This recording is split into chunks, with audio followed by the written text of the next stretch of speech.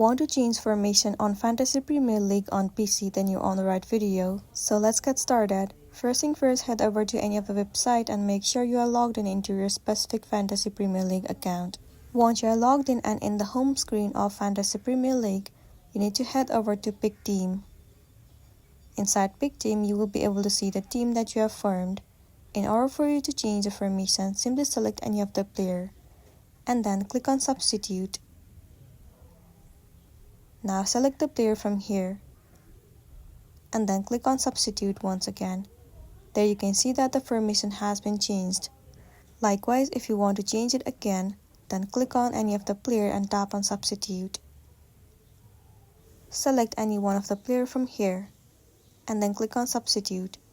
And there you go, the formation has been changed. In order to save, click on Save Your Team. There you go, this is simply how you can change the formation on FPL on PC. If this video really helped you, give it a like and check out our next tutorial. Thank you.